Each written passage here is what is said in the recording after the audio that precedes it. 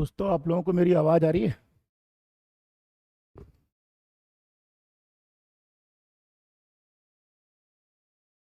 आप लोगों को आवाज़ आ रही है? थोड़ा बताइएगा तो।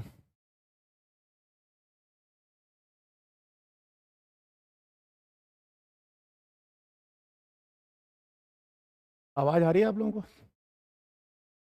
चलिए, आई होप आप सभी अच्छे होंगे और आपकी पढ़ाई अच्छी चल रही होगी। तो हम टॉपिक स्टार्ट करते हैं। तो पहले मैं थोड़ा सा, आप लोग आराम से सुकून से सुन लीजिए। मैं थोड़ा सा एक तब मैं थोड़ा चेंज करना चाह रहा हूँ। वो चेंज आप ही लोगों के हित में ध्यान में रखकर कर रहा हूँ, उसमें और कुछ नहीं है। देखिए, अभी अपन इस हिस्टोरिकल बैकग्राउंड पढ़ रहे थे, मतलब ऐतिहासिक पृष्ठभूमि पढ़ रहे थे, जिसमें हम लोगों ने ये देखा था कि भारत कैसे आज़ाद होगा। तो अभी मैंने मुगल एरा तक बता दिया है, और इसके आगे ब्रिटिश एम्पायर स्टार्ट करना है, और ब्रिटिश एम्पायर जैसे इंडिया को कॉलोनी बना लेगा, उस कॉलोनी बनाने के बाद से लेके आज़ादी तक का जो पार्ट है वो कराना है अभी आपको, है ना? या एक बार सुनना। हाँ, ये पंगा। तो जो ब्रिटिश एम्पायर से लेके आज़ादी तक का जो पार्ट है वो आपको कराना अभी शेष रह गया है इस हिस्टोरिकल बैकग्राउंड में। लेकिन चूंकि आईएएस की तैयारी करने के लिए सबसे ज्यादा जरूरी ये होता है कि आपको इंडिया के बारे में जानकारी होनी चाहिए कि इंडिया कैसा है और आज़ादी के समय कैसा था। तो मैं एक काम कर रहा हूँ, मैं थोड़ा सा आज की क्लास में थोड़ा चेंज कर रहा हूँ। वो इसलिए चेंज कर रहा हूँ ताकि मैं चाह रहा हूँ कि आप लोगों की पॉलिटिकल मैपिंग अच्छी करा दूँ। तो पॉलिटिकल मैपिंग अच्छी कराने के लिए मैंने ये सोचा है कि आज की क्लास में थोड़ा चेंज ये करते हैं कि मैं ये आपको बताता हूँ कि जब भारत आज़ाद हुआ तब भारत की कंडीशन क्या थी, और तब से लेकर धीरे धीरे भारत में सारे राज्य जो बने हैं वो कैसे बने हैं। यानी कि एक पूरा सिस्टमेटिक बता देता हूँ, 1.5 से 2 घंटे मुझे लगेंगे। तो आपका क्या होगा, इंडिया की मैपिंग अच्छी हो जाएगी, ताकि जब तक मैं आज़ादी वाला पार्ट आपको 2-3 दिन में कराऊंगा कंप्लीट, तब तक आप भारत का पॉलिटिकल मैप तैयार कर लोगे। तो ऑन एन एवरेज इंडिया का पूरा स्ट्रक्चर आपको तैयार हो जाएगा। तो आई होप आप मेरी बात समझ रहे होंगे। मैं आज की क्लास में थोड़ा सा चेंज करते हुए आज आपको 1947 से लेकर 2023 तक का हिस्सा करा रहा हूं, जो इंडिया के ज्योग्राफिकल पार्ट और पॉलिटिकल पार्ट को कंबाइंड करता है। आपको मेरी बात समझ में आ गई हो और आप सहमत हो तो मैं इस वाले पार्ट को स्टार्ट करूं तो यस बता दीजिए एक बार कमेंट करके, तो मैं स्टार्ट करता हूं फिर। मतलब इस वाले पार्ट में मैं सिर्फ ये कराऊंगा आज, केवल आज के लिए कराऊंगा, बस आज ही खत्म हो जाएगा वो। इसमें पूरी इंडिया की मैपिंग की, भारत के सारे राज्य कैसे बने, आजादी के बाद क्या हुआ है, कैसे कैसे कौन सा राज्य कहां से बना, कौन सा राज्य कैसे तोड़ा गया है, ये सब। ठीक है, तो ये वाला हिस्सा करा दूं अगर आपको कोई समस्या ना हो तो। चलिए। अच्छा, एक दूसरा पॉइंट ये पूछ रहा हूँ आपको कि कुछ बच्चे ये कह रहे थे कि पीडीएफ नहीं मिली है, या कुछ बच्चे ये कह रहे थे करंट अफेयर्स के लिए। तो देखो, पीडीएफ हम व्हाट्सएप पर तो जा नहीं रही है, क्योंकि व्हाट्सएप पर पीडीएफ भेजने की सर्विस अभी अवेलेबल नहीं है। इसलिए मैंने टेलीग्राम चैनल पर पीडीएफ भेज दी है। टेलीग्राम चैनल में पीडीएफ पहुंच चुकी है, करंट अफेयर की भी पहुंच गई है, आज के करंट अफेयर की शाम तक आ जाएगी। आप लोगों के सामने टेलीग्राम चैनल का जो क्यूआर कोड है वो सामने है। आप फोटो ले लीजिए, बाद में स्कैन करके इसको ज्वाइन कर लीजिएगा, यहीं पर आपको पीडीएफ और करंट अफेयर मिल जाया करेगा। आई होप आपको समझ में आ गया होगा, और आप यहाँ से स्क्रीनशॉट ले सकते हैं, बाद में आप इसको स्कैन कर लीजिएगा। ठीक है, तो स्टार्ट करते हैं इसको। Thank you. आ जाए। देखिए, थोड़ा गौर से समझने की कोशिश करना क्या हुआ। एक्चुअली 15 अगस्त 1947 को भारत आजाद हुआ था, मतलब 15 अगस्त 1947 को इंडिया आजाद हुआ था। अब मैं यहाँ पर 14 और 15 अगस्त मानूंगा। 14 और 15 अगस्त इसलिए मानूंगा क्योंकि 14 और 15 अगस्त को भारत और पाकिस्तान का एक बंटवारा हुआ है, यानी कि भारत में से निकल के पाकिस्तान बना है। तो इसलिए मैंने 14 और 15 अगस्त की डेट लेके चल रहा हूँ। अब सुनना क्या हुआ। तो 14 और 15 अगस्त को जब भारत और पाकिस्तान का बंटवारा हो रहा है, तब इंडिया की सिचुएशन कुछ ऐसी थी। यानी कि बंटवारे से एक दिन पहले मान लेते हैं 14 अगस्त को बंटवारा हुआ। मैं ये भी बताऊंगा आपको कि 14 अगस्त को पाकिस्तान स्वतंत्रता दिवस क्यों मनाता है और 15 अगस्त को भारत क्यों मनाता है, ये मैं बाद में बात करूंगा। बट अभी आप इधर सुने आगे क्या है। जब 13 अगस्त 1947, मतलब आजादी से 2 दिन पहले, इंडिया का सीन ये था। 13 अगस्त 1947 से पहले इंडिया का सीन ये था। देखें, पहला, एक्चुअली पूरा इंडिया कभी भी अंग्रेजों का गुलाम नहीं था। ये बात आप कान खोल के सुन लो। पूरा इंडिया कभी भी अंग्रेजों का गुलाम नहीं रहा है। केवल भारत का हिस्सा, कुछ हिस्सा ही अंग्रेजों का गुलाम था, पूरा भारत कभी भी अंग्रेजों का गुलाम नहीं बना। अब कैसे कैसे? इंडिया का कुछ एरियाज ऐसे थे जो पुर्तगालियों के अंडर में थे, मतलब पुर्तगालियों के एरिया थे या पुर्तगीज कॉलोनी थे, ठीक है। और कुछ एरिया ऐसे थे जो फ्रेंच एरिया थे, मतलब फ्रांस के एरिया थे। और कुछ एरिया ऐसे थे जो, इधर लिखता हूं, और कुछ एरिया ऐसे थे जो ब्रिटिश एरिया थे। यानी कि अब आप समझें, जो इंडिया का मैप है, मान लो ये मैप है, तो इस मैप में सारे हिस्से पर ब्रिटेन ने कंट्रोल नहीं किया, ब्रिटेन ने कंट्रोल नहीं किया। कुछ हिस्सा ब्रिटेन के कंट्रोल में है, कुछ फ्रांसीसियों के कंट्रोल में था, कुछ पुर्तगालियों के कंट्रोल में था। कौन सा हिस्सा किसके कंट्रोल में था पहले ये बता रहा हूं आपको, ठीक है। आ जाए, देखिए, कुछ हिस्सा फ्रांसीसियों के कंट्रोल में था, मतलब 13 अगस्त 1947 को कुछ जो एरिया फ्रांस के कब्जे में थे, वो एरिया ये थे पांच। पहला था माहे, माहे, दूसरा था यनम, तीसरा था कराईकल, चौथा था पुडुचेरी, इसे आज पौंडीचेरी कहते हैं, ठीक है। और पांचवा था चंदरनगर, चंदरनगर। ये पांच हिस्से जो थे वो फ्रांसीसियों के कब्जे में थे। मतलब इन पांच एरिया पर अंग्रेजों ने गुलामी नहीं की, मतलब अंग्रेजों ने इस एरिया को गुलाम नहीं बनाया। इन पांच एरिया को जो गुलाम बनाया था वो फ्रांस ने बनाया था। ये पांचों के पांचों एरिया जो है आज इंडिया में है, लेकिन उस टाइम पर 13 अगस्त 1947 को फ्रांस के कब्जे में थे। ये पांचों एरिया कहां पर है? तो मैं एक वैसे अगर इंडिया के मैप में आपको दिखाना चाहूं तो मान लेते हैं ये इंडिया का मैप है। तो माहे जो है, माहे जो है वो माहे केरला की बाउंड्री में पड़ता है यहां पर आज। ये कराईकल और पुडुचेरी जो है वो तमिलनाडु की बाउंड्री में पड़ते हैं आज। यनम जो है वो आंध्र प्रदेश की बाउंड्री में पड़ता है आज। चंदरनगर जो है वो वेस्ट बंगाल, पश्चिम बंगाल की बाउंड्री में पड़ता है आज। ये बाद में भारत में कैसे आए ये मैं समझाऊंगा, अभी मैं ये बता रहा हूं 13 अगस्त 1947 को ये फ्रांस के कब्जे में थे। अगला पॉइंट, अगला, पुर्तगाल के कब्जे में कौन से एरिया थे? पुर्तगाल के कब्जे में ये एरिया थे। पहला था दमन, दूसरा था दीव, चौथा था दादर नागर, मतलब अगला था दादर नागर हवेली, और अगला था गोवा। मतलब पुर्तगाल के कब्जे में जो एरिया थे वो थे दमन, दीव, दादर नागर हवेली और गोवा। वैसे तो आप जानते होंगे ये कहाँ है, क्योंकि ये तीन भारत के दो, एक तो भारत का केंद्र शासित प्रदेश है, बाद में कैसे बना है वो मैं बताऊंगा, और गोवा जो है भारत का एक राज्य है, ठीक है। ये थे जो पुर्तगाल के कब्जे में थे। नेक्स्ट, अंग्रेजों के कब्जे में जो एरिया थे वो दो प्रकार के थे। गौर से सुनना, यहीं पर कंफ्यूजन होगा, किताबों में इतना अच्छा नहीं दे रखा है, कंफ्यूजन होगा इसलिए सुनना। अंग्रेजों के कब्जे में, ब्रिटिश के कब्जे में जो एरिया थे वो दो टाइप के थे। कुछ एरिया जो थे उन्हें गवर्नर्स प्रोविंस कहते थे, गवर्नर्स प्रोविंस कहते थे, मतलब गवर्नर के प्रांत कहते थे। इनका हेड गवर्नर होता था, जैसे आज गवर्नर होता है ना, महाराष्ट्र का गवर्नर, यूपी का गवर्नर आनंदीबेन पटेल, या इसका गवर्नर। तो ऐसे ही उस वक्त कुछ एरिया थे जो गवर्नर के प्रोविंस थे। प्रोविंस को हिंदी में बोलते हैं प्रांत, ठीक है। और कुछ एरिया ऐसे थे जो कमिश्नर्स के प्रोविंस थे, मतलब कमिश्नर के प्रांत थे ये। मतलब इनका हेड जो था वो कमिश्नर हुआ करता था, कमिश्नर। जैसे आज भी कमिश्नर होते हैं कुछ एरिया में, लेकिन आज इनको एडमिनिस्ट्रेटर कहते हैं, ऐसे केंद्र शासित प्रदेशों के। तो कुछ गवर्नर थे, कुछ के हेड प्रोविंस कमिश्नर हुआ करते थे। अब सुनते हैं ये कौन से एरिया हैं। देखिए थोड़ा ऊपर कर लेते हैं। जो कमिश्नर के प्रोविंस थे वो ये एरिया थे, चार चार। पहला पहला ब्रिटिश बलूचिस्तान,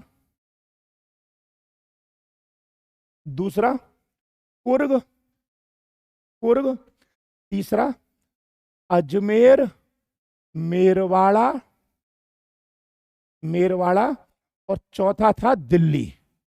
ये चार का हेड कमिश्नर होता था, मतलब इन चार के हेड कमिश्नर थे। पहला ब्रिटिश बलूचिस्तान, दूसरा कुर्ग, तीसरा अजमेर मेरवाड़ा और चौथा दिल्ली। अभी मैं समझा रहा हूं, इसके बाद मैप में दिखा दूंगा ये सारे के सारे कहां पर हैं। नेक्स्ट, जो गवर्नर के प्रोविंस थे ये ध्यान रखना, हाँ, ये चार एरिया थे। और ये केवल 11 थे। मतलब उस वक्त 11 प्रांत थे जो अंग्रेजों के कब्जे में थे। ये 11 नाम एक बार सुन लेते हैं कौन से हैं। ये थोड़ा ऊपर करना पड़ेगा क्योंकि यहाँ पे आएगा नहीं। आ जाए। तो 11 जो गवर्नर के पास थे वो कौन कौन से थे सुनना। आसाम, दूसरा बंगाल, बंगाल तीसरा, ओडिशा चौथा, मद्रास अगला, मद्रास के बाद बॉम्बे अगला, सेंट्रल प्रोविंस अगला, यूनाइटेड प्रोविंस अगला, पंजाब अगला, पंजाब के बाद में आपका नॉर्थ वेस्ट फ्रंटियर प्रोविंस। एक बार फिर ऊपर करना पड़ेगा। नेक्स्ट अगला सिंध, ठीक है, पंजाब बॉम्बे, हाँ, और एक है आपका मैसूर। इतने जो राज्य थे, इतने जो राज्य थे वो यहां पर दिखाई दे रहे हैं आपको। ये थे गवर्नर के प्रोविंस और ये थे कमिश्नर के प्रोविंस। इन 11 राज्यों पर गवर्नर का कब्जा था। मतलब ऐसे मानो ब्रिटेन की महारानी ने इन 11 राज्यों को, 11 राज्यों का हेड गवर्नर बना रखा था। जैसे आज यूपी की गवर्नर है आनंदीबेन पटेल, ऐसे ही ब्रिटेन की महारानी ने 11 राज्यों के गवर्नर बना रखे थे। मान लो पीटर एक राज्य का गवर्नर, रॉबर्ट एक राज्य का गवर्नर, जेम्स एक राज्य का गवर्नर। ऐसे टोटल कितने स्टेट थे आजादी से पहले? 11। और कमिश्नर के प्रांत कितने थे? 4। अब सुनो आगे क्या हुआ। ठीक है, इसको थोड़ा छोटा कर लेते हैं, या ज्यादा ही छोटा हो गया। नेक्स्ट, अब क्या हुआ, और यहां पर कुछ प्रिंसली स्टेट थे। प्रिंसली स्टेट मतलब देसी रियासतें थी। देसी रियासतें मतलब जो अंग्रेजों के कब्जे में नहीं थी, इनका अपना राजा हुआ करता था। और ये देसी रियासतें हुआ करती थी 552, यानी 552 देसी रियासतों के अपने राजा थे जिनका खुद का कब्जा था। जैसे उदाहरण के लिए हैदराबाद देसी रियासत, जूनागढ़ देसी रियासत, कश्मीर देसी रियासत, ऐसे टोटल मिला के कितने राजा थे?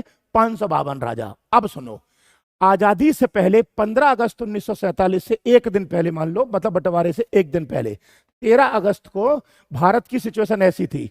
ये 5 एरिया फ्रांस के कब्जे में है। कौन कौन से बोले मैंने? माहे, यनम, कराईकल, पुडुचेरी और चंदन नगर। ये पुर्तगाल के कब्जे में है। दमन, दीव, दादर नगर हवेली और गोवा। और ब्रिटिश के एरिया में अंडर में थे 11 थे गवर्नर के अंडर में और 4 थे कमिश्नर के अंडर में। नाम सामने लिखे हैं। और राजाओं के कब्जे में जो देसी रियासत थी वो 552 थी। आप में से किसी को कोई कंफ्यूजन है तो क्वेश्चन पूछ लो, अदरवाइज इसके बाद बताऊंगा कि क्या हुआ 15 अगस्त 1947 को। कोई डाउट है तो आप क्वेश्चन कर लीजिए।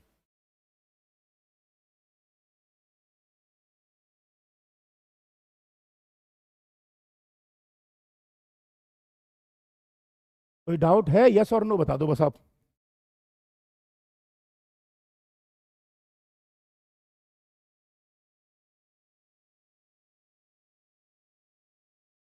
कोई डाउट है?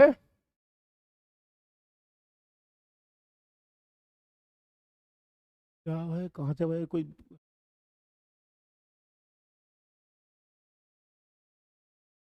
कोई डाउट है? आगे बढ़ूं?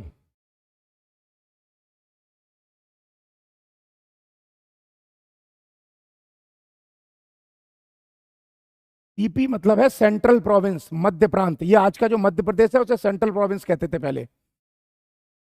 सर वीडियो 240 पे क्वालिटी में प्रोवाइड करा करो। अरे भैया आप अपने यूट्यूब की क्वालिटी इंक्रीज कीजिए ना। और रिपीट करने को कौन बोल रहा है ये?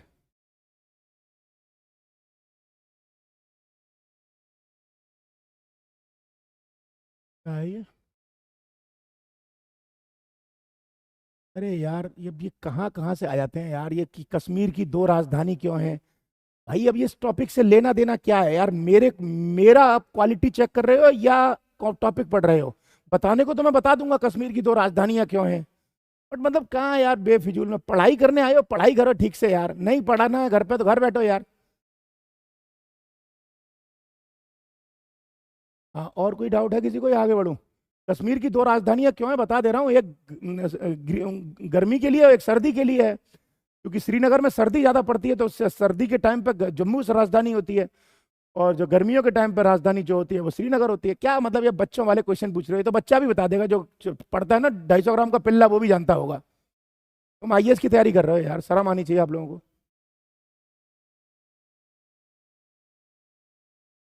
और ये जो मैं आपको आज बता रहा हूं, ये ध्यान रखना, इसको घर पे जाके मैपिंग में कर लेना अच्छे से। पता चले मैं करा भी दूं और आपका तैयार भी ना हो, इसको घर में जाके मैप पे कर लेना, मैं पूरा इकट्ठा एक साथ बता दूंगा आपको। चले आगे, शुरू करें आगे आपके यहाँ से। ठीक है, ये जो कोई महापुरुष हैं ये कह रहे हैं कि 565 देसी रियासतें थी, 565। कोई बात नहीं भैया, आप अपने नोट्स में 565 लिख लो, लेकिन जो मेरे पे विश्वास रखते हैं वो 552 ही लिखना। ठीक है, क्योंकि मैं जितना क्लासिफाई करके समझा रहा हूं ना, उतना क्लासिफाई करके किसी भी किताब में नहीं दे रखा है। चलिए आ जाए। फ्रांस वाले एरिया ये रहे, पुर्तगाल वाले एरिया ये रहे, ब्रिटिश के एरिया ये रहे, और प्रिंसली स्टेट जो थे 552 थे। यहां तक क्लियर है। अब आ जाए, सुनो दोबारा एक बार रिपीट करते रहा हूं जिससे कंफ्यूजन ना हो। दोबारा, अबे यार ज्यादा ही छोटा हो जाता है। फ्रांस के जो एरिया है, माहे, यनम, कराईकल, पुडुचेरी, चंदरनगर। पुर्तगाल के हैं दमन, दीव, दादरा नगर हवेली, गोवा। कमिश्नर के जो ब्रिटिश फ्रांस थे वो थे ब्रिटिश बलूचिस्तान, कुर्ग, अजमेर, मेरवाड़ा और दिल्ली। नेक्स्ट, गवर्नर के प्रोविंस जो थे Assam, Bengal, Orissa, Madras, Bombay, CP central province, UP united province, Punjab north west frontier province, Sindh, और ये बिहार है यार, ये बिहार लिखा है। ठीक है, ये टोटल 11 है, 1 2 3 4 5 6 7 8 9 10 11, 1 2 3 4, ये 4 ईयर है। अब देखो सुनो, अब गौर से सुनना, 15 अगस्त और 14 अगस्त 1947 को जो बंटवारा होगा, यानी कि 15 अगस्त 1947 को जो अंग्रेज आजाद करेंगे, वो केवल इस हिस्से को आजाद करेंगे, बस इस हिस्से को। अंग्रेज जो केवल इंडिपेंडेंट करेंगे, वो केवल इस हिस्से को आजाद करेंगे बस। पूरा भारत 14-15 अगस्त 1947 को स्वतंत्र नहीं होता, केवल और केवल इतना भारत स्वतंत्र होता है। यह बात अच्छे से समझना।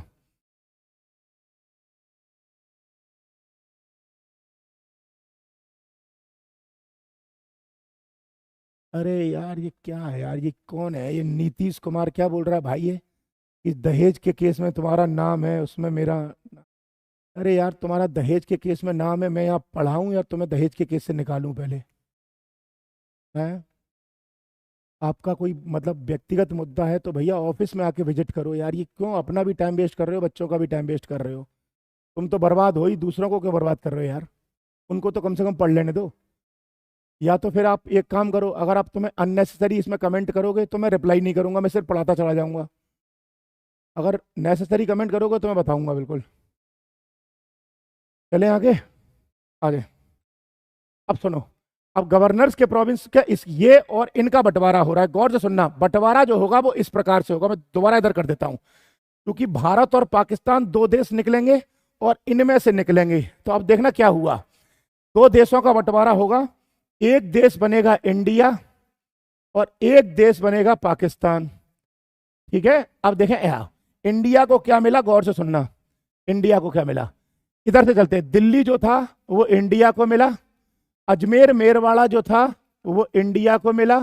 नेक्स्ट, कुर्ग जो था ये इंडिया को मिला, ये कुर्ग आज के कर्नाटका में है। ब्रिटिश बलूचिस्तान जो था ये पाकिस्तान को मिला है, ब्रिटिश बलूचिस्तान पाकिस्तान को मिला है। ठीक है, ये बंटवारा इधर का हो गया। अब इधर सुनो क्या हुआ, आसाम जो था वो इंडिया को मिला। नेक्स्ट, बंगाल में थोड़ी देर में बताऊंगा पूरा, एक मिनट रुकना। उड़ीसा जो था वो इंडिया को मिला, मद्रास जो था ये इंडिया को मिला, मद्रास। ठीक है, बॉम्बे जो था वो इंडिया को मिला बंटवारे में। नेक्स्ट, सीपी सेंट्रल प्रोविंस ये इंडिया को मिला। ठीक है, यूपी यूनाइटेड प्रोविंस ये इंडिया को मिला। पंजाब जो था ये बता रहा हूं, एक minute, north west frontier province ये पाकिस्तान को मिला। नेक्स्ट, सिंध जो था ये पाकिस्तान को मिला। बिहार बिहार जो था,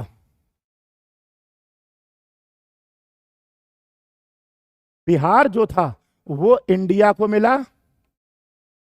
ठीक है, यानी कि ये हिस्सा निकल गया। अब देखो दो बचे, बंगाल, बंगाल देखो ये रहा, ये बंगाल था उस टाइम पे। तो बंगाल का बंटवारा हुआ था, इधर जो हिस्सा था वो वेस्ट बंगाल बना, इधर जो हिस्सा था वो ईस्ट बंगाल बना। तो जो ईस्ट बंगाल था ये बना था आज का बांग्लादेश, मतलब ये पाकिस्तान को मिला। तो ईस्ट बंगाल कहाँ चला गया? पाकिस्तान में। और वेस्ट बंगाल जो आज का वेस्ट बंगाल है वो मिला इंडिया को। ठीक है। दूसरा पंजाब ये था, तो पंजाब के दो टुकड़े हुए, इधर का जो पंजाब था वो पाकिस्तान को, इधर का जो पंजाब था वो था वेस्ट पंजाब, ये पाकिस्तान को मिला। इधर का जो पंजाब था उसे कहते थे ईस्ट पंजाब, ये इंडिया को मिला। तो जो वेस्ट पंजाब था वो गया पाकिस्तान में, और जो ईस्ट पंजाब था वो गया भारत में। ये बंटवारा है। अगर आपको इसमें से कुछ भी समझ में नहीं आया है तो पूछ लो। इतने एरिया जो अंग्रेजों ने बांटे हैं, इतने वो मैंने सब क्लासिफाई कर दिए। ये पाकिस्तान के हाथ में गया है और ये इंडिया के हाथ में गया है। अब पाकिस्तान क्या करेगा? वो पाकिस्तान जाने भाड़ में जाए अपना। मैं चूंकि इंडिया का कॉन्सेप्ट पढ़ा रहा हूं तो इंडिया क्या करेगा वो आपको बताने जा रहा हूं। अब किसी को डाउट है इतने में तो पूछो, कोई डाउट है तो इतने में पूछ लो आप।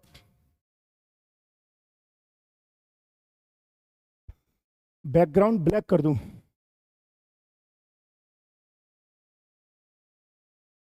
बताइए इतने में कोई डाउट है?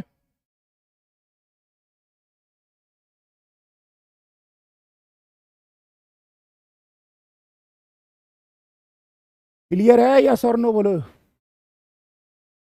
ईपी कौन सा स्टेट है बताया तो अभी। सेंट्रल प्रोविंस बोलते थे इसको, आज मध्य प्रदेश बोलते हैं इसको, एमपी नाम बदल गया इसका। ये लव यू जितने भी बोल रहे हैं उन सबको लव यू टू।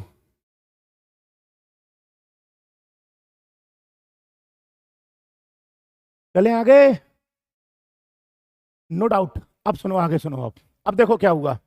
अब भारत और पाकिस्तान का बंटवारा हो गया, पाकिस्तान अपना क्या करेगा पाकिस्तान जाने, पाकिस्तान से मुझे लेना देना नहीं है। नेक्स्ट। ठीक है। इंडिया क्या करेगा? इंडिया का बताने जा रहा हूं कि इंडिया के इतने हिस्से का क्या होगा। ठीक है। अब देखो इधर, इसको एक तरीके से इसको साफ साफ कर लेते हैं बस। ये हिस्सा हटा देते हैं क्योंकि ये मैंने समझाया था आपको, काम का नहीं है। आप में से कोई स्क्रीनशॉट लेना चाहते हैं तो यहां से ले ले। ये हिस्से थे टोटल, बंटवारा इतना हुआ है। नेक्स्ट।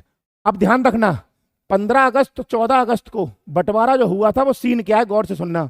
कि पाकिस्तान का जो स्वतंत्रता दिवस है वो 14 अगस्त को, और भारत का जो स्वतंत्रता दिवस है वो 15 अगस्त को मनाया जाता है। यानी कि पहली बात तो ये कि दोनों का अलग अलग है, लेकिन पाकिस्तान का एक दिन पहले है। कारण सुनो इसका क्या है।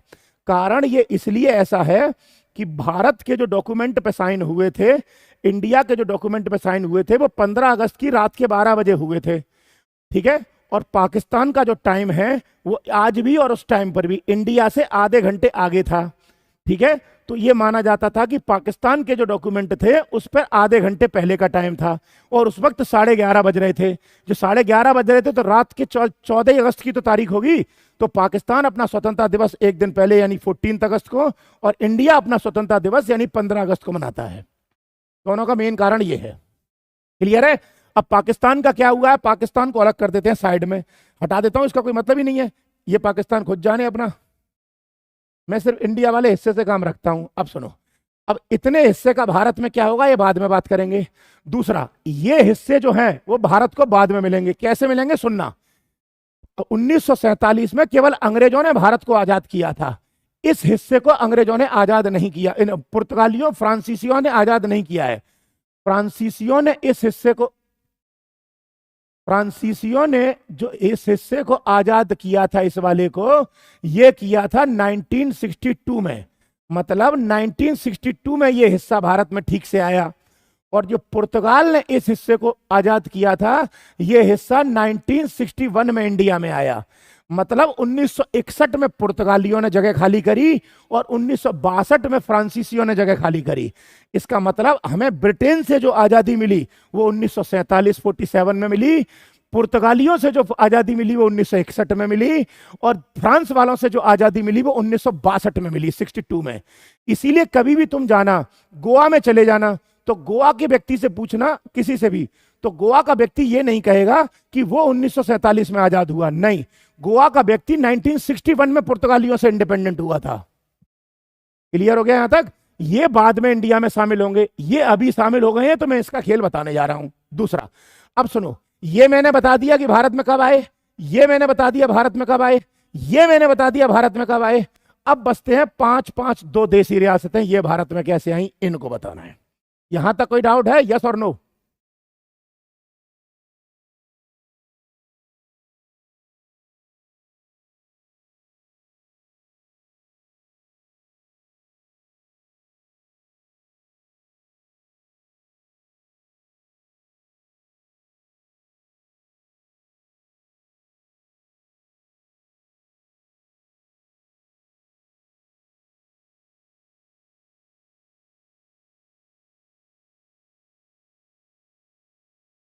कोई डाउट है, आगे चलूं?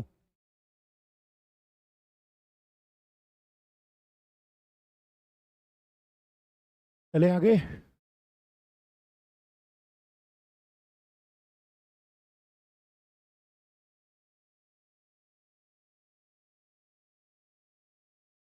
शुरू करो, आ जाए।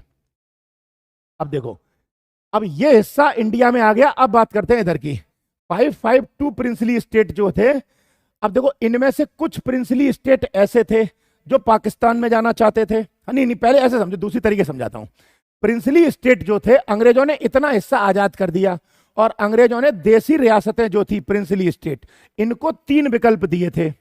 वो ये दिए थे, पहला विकल्प कि या तो आप चाहो तो पाकिस्तान में शामिल हो जाओ, या तो तुम चाहो तो भारत यानी इंडिया में शामिल हो जाओ, या तो तुम चाहो तो स्वतंत्र देश बनाए रखो, यानी कि अपना खुद का इंडिपेंडेंट अलग से कंट्री बनाए रखो।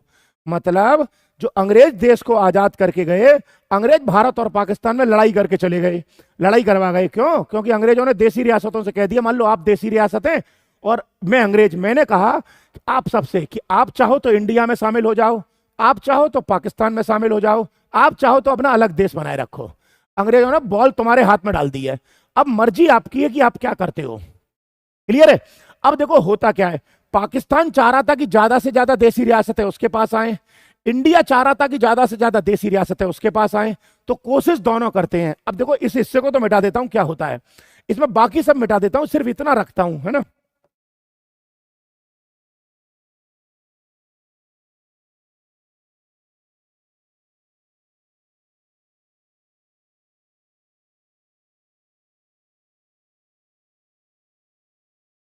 आ जाए। अब देखो ये हिस्सा तो भारत में आ गया, ये वाला। इस हिस्से का क्या हुआ, इस वाले का, इसके तीन विकल्प दे दिए अंग्रेजों ने। अब 552 देसी रियासतों में मान लेते हैं ये इंडिया था, इधर पाकिस्तान और इधर पाकिस्तान यानी बांग्लादेश, और ये पाकिस्तान जो है। अब जो देसी रियासतें थी, इस वक्त क्या था, पंडित जवाहरलाल नेहरू भारत के पीएम थे और देसी रियासतों के जो मंत्री थे उनका नाम था सरदार वल्लभ भाई पटेल। यानी सरदार वल्लभ भाई पटेल की जिम्मेदारी थी कि ज्यादा से ज्यादा देसी रियासतों को वो भारत में शामिल कराएं, इसलिए सरदार वल्लभ भाई पटेल इसमें प्रयास करेंगे। तो देखो होता क्या है, जो देसी रियासतें पाकिस्तान के बॉर्डर में आती थी, पाकिस्तान के बॉर्डर में मतलब कोई देसी रियासत मान लो यहां थी, कोई यहां थी, या कोई यहां थी, या कोई यहां थी, या कोई यहां थी, या कोई मान लो देसी रियासत यहां है, या कोई यहां है, या कोई यहां है, तो जो पाकिस्तान की बाउंड्री के अंदर थी, सरदार पटेल ने कहा इनसे तो कोई मतलब नहीं है, ये तो पाकिस्तान में चली जाए तो अच्छा है। क्यों? क्योंकि मान लो कोई देसी रियासत है जो पाकिस्तान की बाउंड्री के अंदर है यहां पर, तो उसको भारत में मिला के क्या मिलेगा, बताओ बड़े। पाकिस्तान मान लो पाकिस्तान की बाउंड्री के अंदर है, तो हम पाकिस्तान के अंदर घुस भी नहीं सकते बिना पाकिस्तान की मर्जी के। तो पटेल साहब ने कहा जो पाकिस्तान की बाउंड्री में आती है वो तो पाकिस्तान में चली जाए, कोई दिक्कत नहीं है, लेकिन जो हमारी बाउंड्री में आती थी, मतलब अपन की बाउंड्री के अंदर आती थी, पटेल साहब को मेनली प्रयास उनके लिए करना था कि इनमें से कोई भी निकल के पाकिस्तान ना चली जाए, ये अलग देश ना बना ले। तो होता क्या है, जैसे ही ये बंटवारा बंटवारा हो गया, उसके बाद कुछ दिन बाद, उसके कुछ दिन बाद पटेल साहब ने इन सारे देसी रियासतों के राजाओं को इंडिया में, दिल्ली में बुलाया, और दिल्ली में इनको डिनर पे बुलाते हैं, खाना वाना खिलाते हैं इनको, आराम से इनके लिए खाने वाने की व्यवस्था की गई सारे राजाओं की। और पहले इन सारे राजाओं को आराम से खाना वाना खिलाया गया है, सारा पेट भर के खिलाया गया इनको, मुर्गा पनीर वनीर सब दे दिया गया इनको, ताकि ये बिल्कुल खुश हो जाए। उसके बाद पटेल साहब ने इन सबके साथ मीटिंग की है, और मीटिंग करने के बाद पटेल साहब ने ये बोला कि अब ये बताओ तुम में से कौन कौन भारत में शामिल होना चाहता है। तो इनमें से अधिकांश राजा पटेल साहब की बात मान गए, क्योंकि राजाओं ने सोचा यार अभी अभी पटेल का नमक खाया, इनका खाना खाया है, तो पटेल के साथ बेवफाई करना अच्छी बात नहीं है। तो मैक्सिमम राजा पटेल की बात मान जाते हैं और मैक्सिमम राजा भारत में शामिल होने को तैयार हो जाते हैं, लगभग लगभग सब तैयार हो जाते हैं। कुछ राजा थे जो राजा भारत में शामिल होने को तैयार नहीं हो रहे थे। जो नहीं हो रहे थे उनमें 3 राजा ज्यादा इंपॉर्टेंट है, बस 3। वो तीनों कौन कौन से हैं वो सुनो। पहला था हैदराबाद का राजा, दूसरा था जूनागढ़ का राजा और तीसरा था कश्मीर का राजा। ये तीनों के तीनों भारत में शामिल नहीं होना चाहते, तीनों के तीनों। क्यों नहीं होना चाह रहे हैं तो तीनों का कारण सुनना। हैदराबाद का जो राजा था, हैदराबाद के राजा का नाम था मिर्जा उस्मान अली बेग, मुस्लिम था। और हैदराबाद की ज्यादातर जो जनता वो हिंदू थी, हिंदू। तो राजा चाहता था पाकिस्तान में जाना। क्यों? क्योंकि राजा उस टाइम पे मोहम्मद अली जिन्ना का बहुत बड़ा दोस्त था, मतलब बहुत अच्छा मित्र था। पहला पॉइंट, एक तो ये नहीं जाना चाहता है। दूसरा, जूनागढ़ का राजा भी नहीं जाना चाहता। जूनागढ़ का भी राजा चाह रहा है, जूनागढ़ का भी राजा चाहता है कि वो पाकिस्तान में चला जाए, पाकिस्तान में। इसलिए जूनागढ़ का राजा भी भारत में नहीं जाना चाहता। लेकिन जूनागढ़ की जो जनता थी वो हिंदू थी और राजा जो था वो मुस्लिम था और राजा मोहम्मद अली जिन्ना का दोस्त था। इसलिए जूनागढ़ भी चाह रहा था कि कैसे भी करके मैं भी पाकिस्तान में चला जाऊं। अब इधर सुनो, कश्मीर में, कश्मीर का जो जनता थी ज्यादातर वो मुस्लिम थी, उल्टा है सब में देखो। और राजा जो था वो राजा हिंदू था, ठीक है, राजा हरि सिंह, महाराजा हरि सिंह नाम था इसका। अब ये जाना चाहता है कहां पर? पाकिस्तान में। ये जो हिस्सा है ये जाना चाहता है कहां पर? ये जाना चाहता है पाकिस्तान में, ठीक है। नेक्स्ट, ये जो जाना चाहता है ये जाना चाहता है पाकिस्तान में। और ये कश्मीर जो है राजा, ये स्वतंत्र देश बनाए रखना चाहता है। यानी कि ये न तो पाकिस्तान में जाना चाहता, ना ही ये इंडिया में जाना चाहता। ये जाना चाहता है कि मैं अपना एक अलग से देश बनाऊंगा। कश्मीर देश होगा जो पाकिस्तान में भी नहीं होगा, जो भारत में भी नहीं होगा, अलग से देश होगा। ये कंडीशन बन रही थी एंड में। ये तीनों रियासतें ना तो भारत में शामिल होना होती हैं और ना ही पाकिस्तान में शामिल होती हैं। अब देखो, ज्यादा गहराई में तो जाने से कोई मतलब नहीं है, एग्जाम के पॉइंट ऑफ व्यू से गहराई में जाने से मतलब नहीं है कि मैं पूरी कहानी आपको सुनाऊं। वैसे कहानी में तो इंटरेस्ट आएगा आपको, लेकिन उसमें आपको टाइम वेस्ट करना होगा। आपको मैं डायरेक्ट बताता हूं सीधा सीधा क्या हुआ क्या। यहां पर हैदराबाद के ऊपर पुलिस कार्यवाही की गई थी, मतलब पुलिस एक्शन किया गया था। और पुलिस एक्शन के माध्यम से, पुलिस कार्यवाही के माध्यम से हैदराबाद को भारत में मिलाया गया। राजा वहां से भाग गया और हैदराबाद भारत में मिला लिया गया। दूसरा, जूनागढ़ जो था इसमें रेफरेंडम कराया गया था, जनमत संग्रह कराया था। मतलब जनता से पूछा गया था कि वो क्या चाहती है, और जनता ने वोटिंग के माध्यम से बोला कि हम भारत में आना चाहते हैं, तो भारत में जूनागढ़ आ गया। यानी कि ये पुलिस कार्यवाही के द्वारा, ये जनमत संग्रह के द्वारा। नेक्स्ट, और कश्मीर के ऊपर पाकिस्तान ने 21 अक्टूबर, डेट सुनना, पाकिस्तान ने 21 अक्टूबर 1947 को हमला किया था। और उस हमले से कश्मीर का राजा तिलमिला गया, यानी डर गया। तो 4 से 5 दिन बाद राजा ने पंडित जवाहरलाल नेहरू से मदद मांगी थी कि हमारी मदद कर दीजिए, हम पाकिस्तान में नहीं जाना चाहते, पाकिस्तान ने आक्रमण कर दिया है। तो ऐसे में पंडित जवाहरलाल नेहरू ने कश्मीर की मदद की है। और उस मदद में हुआ क्या, जब कश्मीर इतना बड़ा हिस्सा था, मान लो, तो इतने बड़े हिस्से में जब तक भारत मदद करता है तब तक कश्मीर भारत में तो मिल जाता है, लेकिन तब तक क्या हुआ था कि पाकिस्तान इतने कश्मीर पे कब्जा कर चुका था। और इसी इतने कश्मीर पे जो कब्जा कर चुका था उसे पाक ऑक्युपाइड कश्मीर यानी पीओके कहते हैं।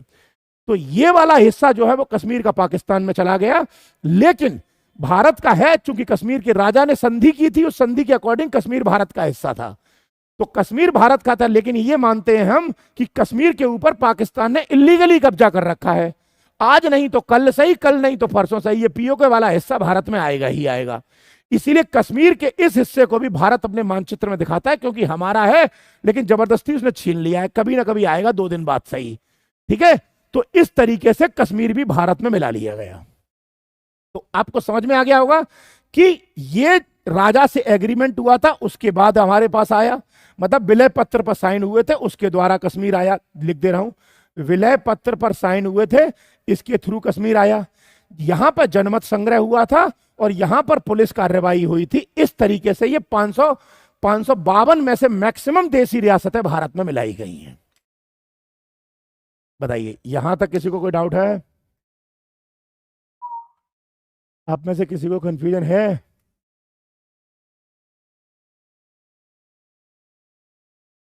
ये जो पूछ रहे हैं भैया 1707 से 1947 तक का बताओ, पहले कल बताऊंगा वो आपको भैया। मैंने बताया तो आपकी मैपिंग अच्छे से करा दूं, इसलिए ये पार्ट आज करा दे रहा हूं, ताकि आप कल से लेके आज से मैपिंग प्रैक्टिस कर लोगे ना आप अच्छे से, तो 3 दिन में आपकी पूरी इंडिया की मैपिंग तैयार हो जाएगी। आपको याद हो जाएंगे सारे राज्य भारत के कहाँ हैं, कैसे क्या है, क्या बात है।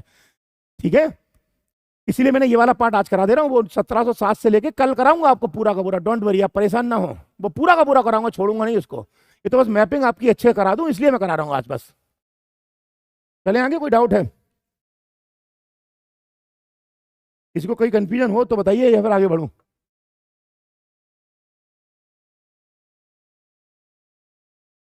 ये किसने पूछा, क्या पूछा है? जूनागढ़ का राजा कौन था? महाबत खान। नाम बोला नहीं था क्या मैंने? महाबत खान नाम था उसका। चले आगे। अरे अब सुनो, अब क्या होगा।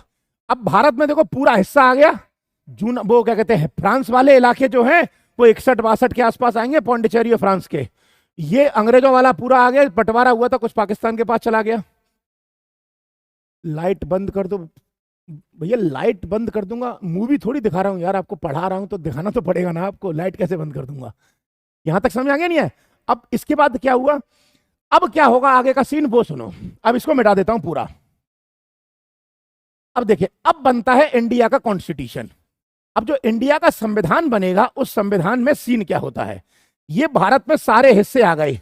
इधर से अंग्रेजों से लिया वो पार्ट अभी आ गया, और इधर से फ्रांसीसियों से लिया था वो बाद में आएगा, और पुर्तगालियों से, और देसी रियासतें मैक्सिमम आ गई हमारे पास। ठीक है, अब देखो होता क्या है, इंडिया का जो कॉन्स्टिट्यूशन बनता है, उस कॉन्स्टिट्यूशन में भारत के 4 भाग किए गए थे, मतलब इंडिया को 4 पार्ट में बांटा गया था। कितने पार्ट में बांटा गया है? 4।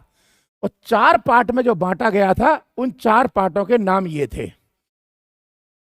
पहला पार्ट था पार्ट ए, दूसरा पार्ट था पार्ट बी, तीसरा पार्ट था पार्ट सी, और चौथा पार्ट था पार्ट डी। ठीक है, अब सुनना, पार्ट ए में 9 स्टेट रखे गए थे, 9 राज्य। दूसरा पार्ट बी में 9 राज्य रखे गए थे। पार्ट सी में 10 स्टेट रखे गए थे। पार्ट डी में केवल 1 रखा गया था, यह था अंडमान निकोबार आइलैंड, बस। यानी कि टोटल मिलाकर राज्यों की संख्या 9 9 18 और 10 28 और 1 29 थी। कितने थे टोटल राज्य? 29 थे टोटल राज्य। कब? जब भारत का संविधान 1950 को बन रहा था तब। ठीक है यहां तक? अब सुनो क्या हुआ, इसमें जो 9 राज्य थे वो कौन कौन से थे वो देख लो। अब ये जो 9 राज्य थे, ये वो थे जो आजादी से पहले, यानी कि बिफोर इंडिपेंडेंस, आजादी से पहले गवर्नर के प्रोविंस थे, यानी कि गवर्नर के प्रांत थे। मैंने गवर्नर के 11 प्रांत बताए थे, 11। उन 11 को मॉडिफाई करके यहां रखा गया था। दूसरा, ये जो 9 थे, ये कौन से थे?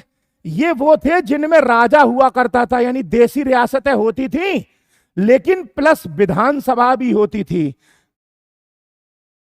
विधानसभा यानी कि स्टेट लेजिस्लेचर भी होता था, वो थे ये 9। नेक्स्ट, और ये जो 10 थे, ये कौन कौन से थे?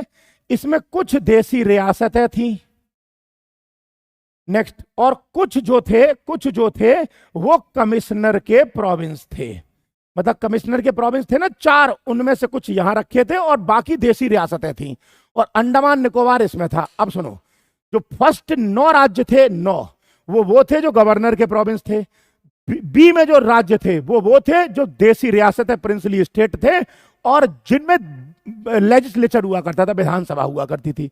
और सी में वो थे जो कमिश्नर के प्रोविंस थे, साथ ही कुछ इसमें देसी रियासतें थी, और डी में अकेला अंडमान निकोबार था। तो टोटल मिला के अंबेडकर साहब ने जब कॉन्स्टिट्यूशन बनाया, तो संविधान में टोटल राज्य कितने रखे गए हैं? 29। यहां तक कोई कंफ्यूजन है?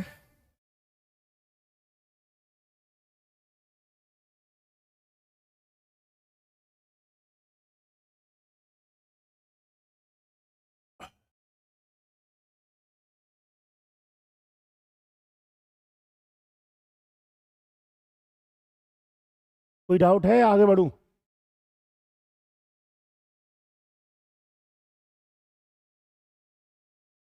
ये कौन बच्चा है, क्या पूछ रहा है कि ये क्लास जो है 2024 के एग्जाम के लिए है, 2025 के एग्जाम के लिए है? अबे यार तुम कैसी बातें करते हो बच्चों वाली। एक बात बताओ, कॉन्सेप्ट पढ़ा रहा हूं, 24 में पूछे तो भी यही रहेगा, 25 में पूछे तो भी यही रहेगा भाई। तुम्हें 2024 में देना है तो भी यही कॉन्सेप्ट होगा। मेरा उद्देश्य सिर्फ पढ़ाना है। तुम किस साल एग्जाम देते हो मुझे इससे लेना देना नहीं है। तुम देते हो या नहीं देते मुझे इससे भी लेना देना नहीं है। मेरा उद्देश्य सिर्फ आपको बेहतर से बेहतर पढ़ाना है, बाकी तुम क्या करो वो तुम जानो यार।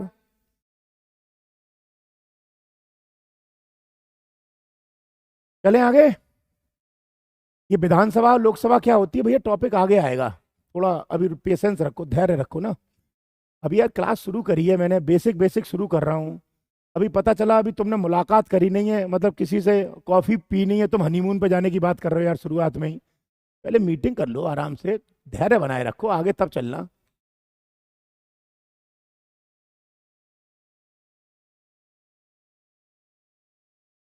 चलें आगे, यहाँ तक आगे बढ़े, आगे बढ़े।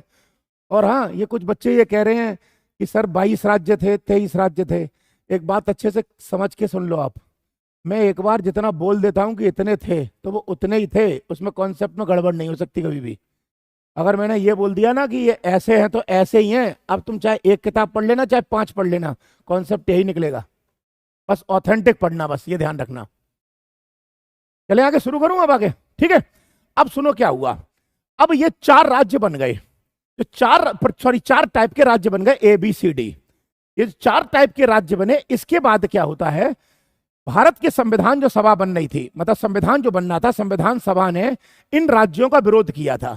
संविधान सभा ने कहा था कि जो राज्य बना रहे हो वो कम से कम लैंग्वेज के बेस पे बना दो, भाषा के आधार पे बना दो। क्यों? क्योंकि ये राज्य जो बने थे इसमें अलग कॉन्सेप्ट था कि ये वो थे सारे के सारे जो गवर्नर के प्रोविंस थे, ये वो थे जो प्रिंसली स्टेट थे, ये वो थे जो कुछ प्रिंसली स्टेट थे, कुछ कमिश्नर के प्रोविंस थे। ये तो अलग अलग कर दिया कि अलमारी है, अलमारी, एक अलमारी में शर्ट रख दी, ये रखी है, एक अलमारी में पैंट रख दी, ये रख दिए, एक अलमारी में नेकर रख दिए, ये रख दिए। नहीं आया समझ में? अरे 4 रैक है अलमारी के अंदर, एक रैक में रख दिया पैंट, एक में शर्ट, एक में नेकर, एक में टी शर्ट। ये तो वो वाला कॉन्सेप्ट फिट कर दिया। लेकिन साउथ इंडिया के लोग कह रहे थे कि भैया इंडिया में राजभाषा जो बन रही है वो हिंदी बन रही है, हिंदी। तो इसलिए कम से कम जो राज्य बना रहे हो वो लैंग्वेज के बेस पर बनाओ। जैसे तमिल लैंग्वेज है तो तमिल राज्य, मलयालम लैंग्वेज है तो मलयालम राज्य, उड़िया लैंग्वेज है तो उड़िया राज्य, कन्नड़ लैंग्वेज है तो कन्नड़ राज्य। तो साउथ इंडिया के लोग जो स्टेट की डिमांड कर रहे थे वो लैंग्वेज के बेस पर कर रहे थे। आपको स्क्रीनशॉट लेना हो तो ले लीजिएगा, नहीं आगे बढ़ रहा हूं मैं इसके लिए। चले आगे। अब सुनो क्या हुआ। अब साउथ इंडिया के लोगों ने इस वक्त एक आंदोलन किया था, यह कहा था कि भारत में राज्य भाषा के आधार पर बनाओ। तो इनकी डिमांड पर ध्यान देने के लिए 1948 में एक कमेटी बनी थी, इसको कहते हैं एस के धर कमेटी, एस के धर कमेटी। और इस कमेटी से पूछा था कि ये बताओ राज्य भाषा के आधार पर बनाएं या हिंदी या एडमिनिस्ट्रेशन के बेस पे। तो इस कमेटी ने एडवाइस दे दी कि राज्य जो है भाषा के आधार पर मत बनाओ, प्रशासन के आधार पर बनाओ। यानी कि साउथ इंडिया के जो प्रशासन के आधार पर बनाओ। साउथ इंडिया के जो लोगों की डिमांड थी वो खारिज हो गई। ठीक है। इसके बाद दूसरी कमेटी बनी। दूसरी कमेटी बनती है 1949 में। इस कमेटी को कहते हैं JVP committee. JVP committee, JVP का मतलब होता है, जे मतलब जवाहरलाल नेहरू, वी मतलब वल्लभ भाई पटेल, पी मतलब पट्टाभी सीतारामैया। जेवीपी कमेटी बनी थी, उसमें 3 मेंबर थे। जे मतलब जवाहरलाल नेहरू, वी मतलब वल्लभ भाई पटेल, पी मतलब पट्टाभी सीतारामैया। इन तीनों से यह पूछा गया कि यह बताइए कि क्या करना है। तो इन तीनों ने जो सिफारिश की, उन्होंने भी कहा राज्य भाषा के आधार पर मत बनाओ, राज्य लैंग्वेज के आधार पर, सॉरी, भाषा के आधार पर मत बनाओ, राज्य जो है प्रशासन के आधार पर बनाओ, एडमिनिस्ट्रेशन के आधार पर बनाओ। यानी कि साउथ इंडिया के लोगों की डिमांड फिर खारिज हो गई, और जो अंबेडकर साहब ने जो 4 टाइप के राज्य बनाए थे वो कंटिन्यू चलने लग गए। क्लियर है यहां तक? अब आगे सुनो फिर क्या हुआ। इसके बाद भारत का संविधान लागू हो गया 26 जनवरी 1950 को, 26 जनवरी 1950 को। तो 26 जनवरी 1950 को जो लागू हुआ, उसके बाद इंडिया में 1953 में, 1953 में एक साउथ इंडिया में एक व्यक्ति थे जिनका नाम था पी श्री रामल्लू। ये हंगर स्ट्राइक पे बैठ गए और इन्होंने कह दिया कि अगर भाषा के आधार पर राज्य नहीं बनाए तो मैं हंगर स्ट्राइक पे बैठा रहूंगा, हंगर स्ट्राइक नहीं तोड़ूंगा। और कुछ दिनों पर भूख हड़ताल पे बैठे रहने के बाद इनकी मृत्यु हो गई। भूख हड़ताल पे बैठे रहने के बाद इनकी मृत्यु हो गई। इसकी वजह से साउथ इंडिया के लोगों ने विद्रोह कर दिया कि राज्य भाषा के आधार पर बनाओ, नहीं तो आग लगा देंगे पूरे के पूरे एरिया में। तो सरकार इसके दबाव में आ गई, मतलब गवर्नमेंट इस प्रेशर में आ गई, और इस प्रेशर से बचने के लिए सरकार ने 1953 में ही इंडिया में भाषा के आधार पर पहला राज्य बनाया था, फर्स्ट स्टेट बनाया था। राज्य का नाम था आंध्रा। राज्य का नाम था आंध्रा, आंध्र प्रदेश नहीं, आंध्रा बोला है मैंने। ये राज्य बना था। दूसरा, भाषा जो थी, लैंग्वेज जो थी, वो लैंग्वेज थी तेलुगु। ठीक है, तेलुगु। दूसरा इसकी जो कैपिटल बनी थी उस टाइम पे, राजधानी बनी थी, वो थी कुर्नूल। क्लियर हो गया? ये इंडिया में आंध्र प्रदेश नहीं, फिर बच्चे लिख रहे हैं आंध्र प्रदेश। आंध्र प्रदेश नहीं है, ये आंध्रा राज्य है। ये आंध्र प्रदेश नहीं बना अभी, आंध्र प्रदेश 1956 में बनेगा, बाद में बताऊंगा आपको। सिर्फ आंध्रा बोला है मैंने। आप गलत कमेंट मत करो यार, पता पड़े आपके चक्कर में दूसरे बच्चे कंफ्यूज हो जाएंगे। आंध्रा बनाइए, आंध्र प्रदेश नहीं है अभी। ठीक है यहां तक? अब सुनो क्या हुआ। अब जब आंध्रा स्टेट बन गया लैंग्वेज के बेस पर, तो मलयालम वाले डिमांड करने लगे, जब तेलुगु के बेस पे आंध्रा बन सकता है तो मलयालम के बेस पे केरला भी, मराठी के बेस पे महाराष्ट्र भी, तमिल के बेस पे तमिलनाडु भी, कन्नड़ के बेस पे कर्नाटका भी। तो ये डिमांड करने लगे कि जब एक बन सकता है तो बाकी भी बनाओ। तो सरकार इस प्रेशर में आ गई, और इसी प्रेशर से बचने के लिए सरकार ने कहा शांत हो जाओ, आपकी प्रॉब्लम को हम शांत करते हैं। तब सरकार ने इसी बीच में 1955 में एक कमीशन बनाया था। उस कमीशन का नाम था स्टेट रीऑर्गेनाइजेशन कमीशन, हिंदी में कहते हैं राज्य पुनर्गठन आयोग। और इस राज्य पुनर्गठन आयोग ने सिफारिश की थी कि भारत में भाषा के आधार पर राज्य बना दो। यानी इसने सपोर्ट कर दिया कि इंडिया में लैंग्वेज के बेस पर स्टेट बना डालो। तो इसकी सिफारिश पर भारत में राज्य भाषा के आधार पर बनेंगे। अब देखो क्या हुआ। अब संविधान में एक संशोधन होगा, इसको लिख देता हूं इधर साइड में। अब सुनो संविधान में क्या संशोधन हुआ। 2 कानून बनेंगे, 2 कानून देखें कौन से हैं दोनों। कानून नंबर 2 है ये, देखना। पहला कानून बना था 7th कॉन्स्टिट्यूशनल अमेंडमेंट एक्ट 1956, 7वां संविधान संशोधन अधिनियम 1956। और दूसरा बना था राज्य पुनर्गठन अधिनियम 1956। ठीक है, इस कानून से क्या हुआ पहले वो सुनो। इस कानून से जो अंबेडकर साहब ने जो 4 राज्य बनाए थे ना, part A B C D, याद आ रहा है वो सारे के सारे राज्य खत्म कर दिए इस कानून से। क्योंकि अंबेडकर साहब ने वो संविधान में लिखे थे, और संविधान में लिखे थे तो वो सारे के सारे उड़ा दिए इस अमेंडमेंट के थ्रू। किसी किताब में ये नहीं लिखा कि ये जो राज्य अंबेडकर साहब ने लिखे थे ये कौन से भाग में लिखे थे संविधान के। तो संविधान का भाग था पार्ट 9 में लिखे थे ये। इसीलिए आपको बताऊं, पार्ट 9 में लिखा थे 4 भाग, और 7th अमेंडमेंट से ये चारों भाग उड़ाए गए, मतलब चारों राज्य उड़ाए गए। तो 9th पार्ट खाली हो गया। जब 9th पार्ट खाली हो गया तब इसीलिए 73rd कॉन्स्टिट्यूशनल अमेंडमेंट एक्ट के थ्रू इसमें पंचायतें जोड़ी गई हैं, इसलिए पार्ट खाली पड़ा हुआ था यहां पर। ये पॉइंट क्लियर हो गया, ये खत्म हुए। और इस अधिनियम से, राज्य पुनर्गठन आयोग अधिनियम 1956 से यहां पर भारत में 14 राज्य और 6 यूनियन टेरिटरी बनी थी। ये थीम था, डेट थी 1 नवंबर 1956, मतलब 1 नवंबर 1956 को 14 राज्य और 6 केंद्र शासित प्रदेश बने हैं। यह भारत का राज्य पुनर्गठन अधिनियम का पहला चैप्टर है। यहां तक कोई डाउट है, यस और नो? अगर नहीं है तो फिर मैं सारे राज्य मैप में दिखा दूंगा अब, लेकिन जो ये करा रहा हूं घर पे जाके मैप में कर लीजिएगा प्रैक्टिस, पता चले ऐसे ही कॉपी पर लिख रहे हो उससे कोई मतलब नहीं आएगा मजा, और ना कभी याद होंगे। प्रैक्टिस कीजिएगा इसको। कोई डाउट है, यस और नो?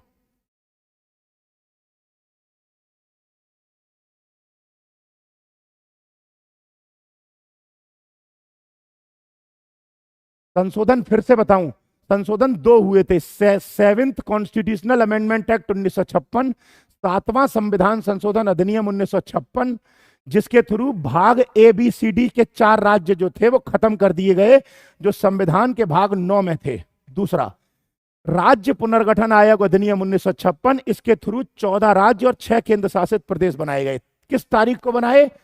1 नवंबर 1956 को। ये कोई बच्चा है, ये कह रहा है कि क्या कहते हैं कि सर हमें भी लिखने का मौका दिया कीजिए। देखो यार, ऑनलाइन एजुकेशन में ये तो समस्या थोड़ी सी है। ऑनलाइन में होता क्या है ना, मतलब समझा सकते हैं हम लोग, समझाने के बाद लिखवाने का नहीं होता। लिखवाने का क्या नहीं होता, पता चले मैं तुमको लिखवाऊंगा तो मैं खड़ा ही हूँ 15 मिनट तक बोल ही रहा हूँ, तुम लिख रहे हो, मुझे पता भी नहीं चलेगा कि तुमने लिख भी लिया कि नहीं लिख लिया। ये एक समस्या है ऑनलाइन में। यही जब मैं ऑफलाइन क्लास में पढ़ा रहा होता हूँ तो ऑफलाइन क्लास में पहले मैं ये चीज़ समझाऊंगा, समझाने के बाद पहले ये लाइन हिंदी में लिखवाऊंगा, फिर उसको इंग्लिश में लिखवाऊंगा।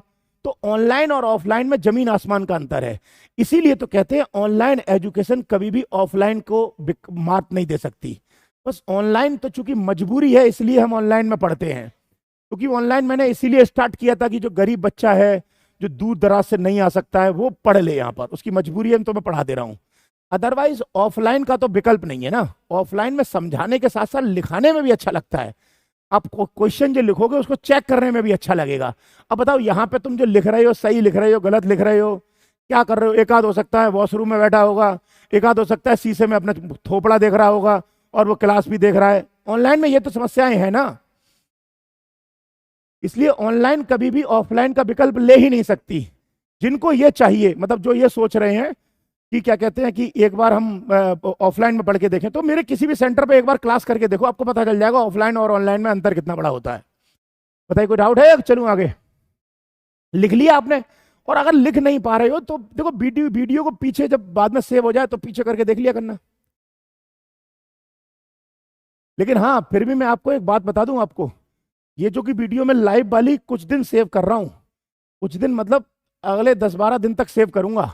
उसके बाद क्या करूंगा, फिर लाइव क्लास लाइव लिया करूंगा, और लाइव लेके उसे सेव नहीं करेंगे हम आगे। जो लोग लाइव में दे सकें देख लीजिएगा, फिर सेव करने का नहीं होगा यार। इस तरीके से क्या होता है कि बच्चों की मर्जी है, आते हैं चले जाते हैं स्किप करके, तो ये तो आप गलत कर रहे हो ना। तो इसलिए मैं कोशिश करूंगा कि लाइव को सेव नहीं किया करूंगा। जो लाइव में आएंगे उनको हम लाइव देंगे फिर। हाँ, लाइव जरूर देंगे आपको, ये बात की लीड गारंटी है कि देंगे, पक्का है। चले आगे।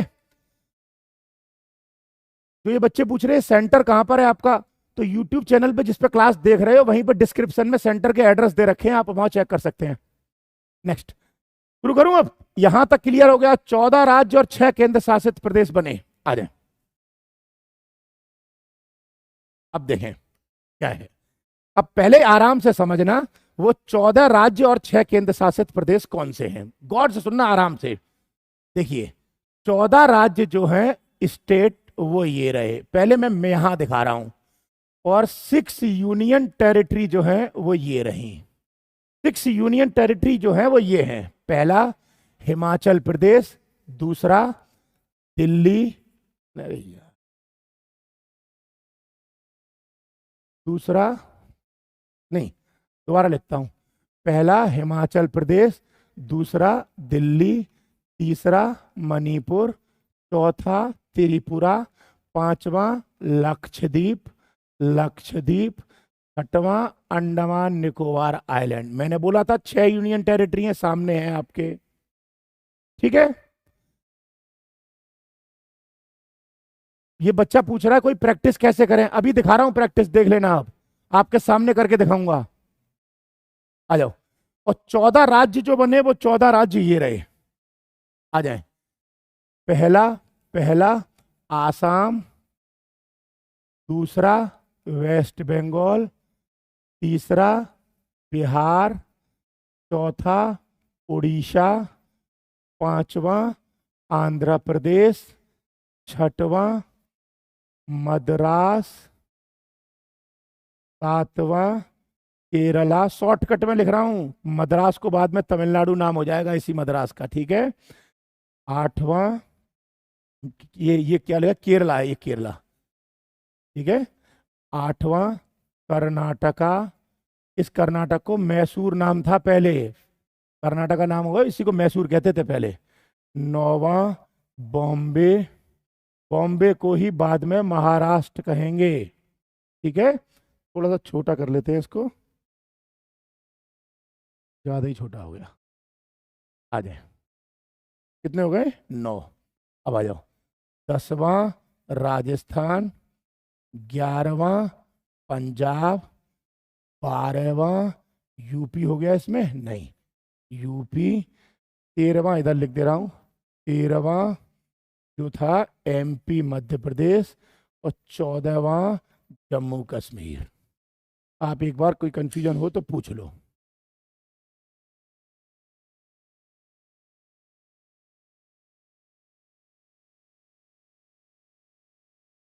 बच्चा पूछ रहा है ऑफलाइन बेटर है या ऑनलाइन। तो भैया ऑफलाइन हमेशा बेहतर होती है, ऑनलाइन कभी भी बेहतर नहीं होती, लेकिन ऑनलाइन मजबूरी में पढ़ने का एक रास्ता है।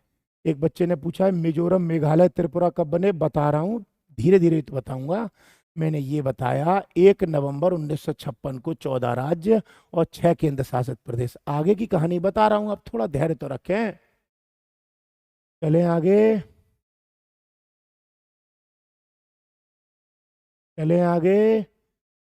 यूनियन टेरिटरी क्या होता है, राज्य वो होते हैं जिन्हें पूरी स्वतंत्रता मिली होती है कुछ भी करने की।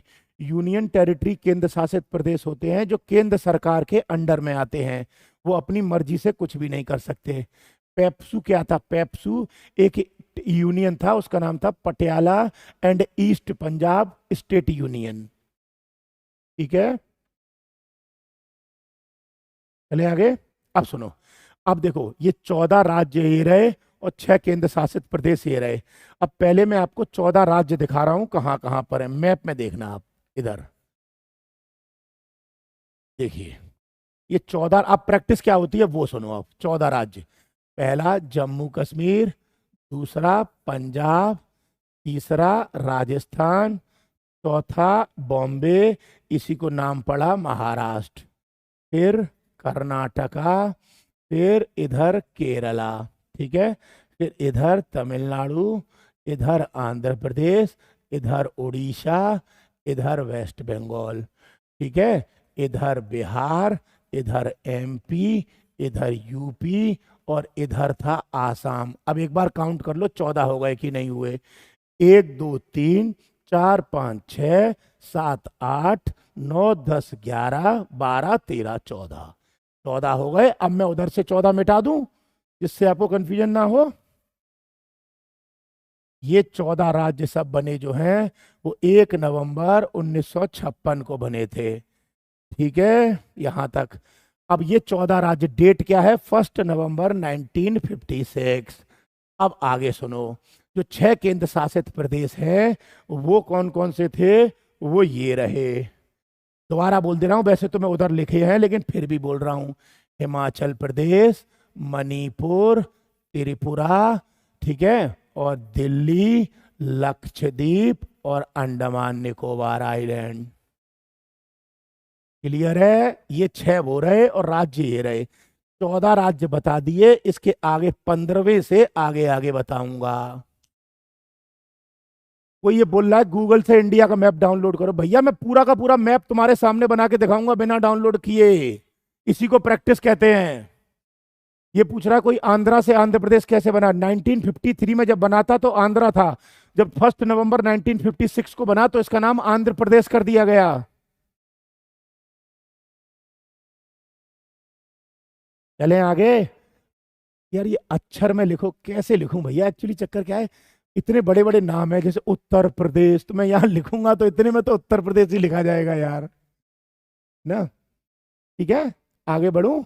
अब देखो, ये थे 14 राज्य। क्या है सर, मुझे आगे पढ़ने की इच्छा है, बहुत दिक्कत में हूँ इस बार। ट्वेल्थ, अरे मैं इस बार ट्वेल्थ के एग्जाम देने वाला हूँ, प्लीज मुझे भी मुझे रहने की जगह बता दीजिए जहाँ कोई काम करके खुद पढ़ सकूँ। घर में जान का खतरा है। भैया ये कौन व्यक्ति है जिसकी जान को खतरा है यार। आप एक बार भैया मुझसे किसी सेंटर पे पता कर लेना, मेरे वाले पे मैं कौन से सेंटर पे मिलूंगा, फिर एक बार मुझसे ऑफिस में कांटेक्ट कर लेना, हो सकता है मैं आपकी कुछ मदद कर पाऊँ, ठीक है। चलें आगे। अब सुनो, अब देखो 14 राज्य ये बने, तो देखें लिखते हैं, 14 राज्य हो गए ये, है ना, और 6 यूनियन टेरिटरी हो गए ये साइड में, 14 इधर 6 इधर, ठीक है।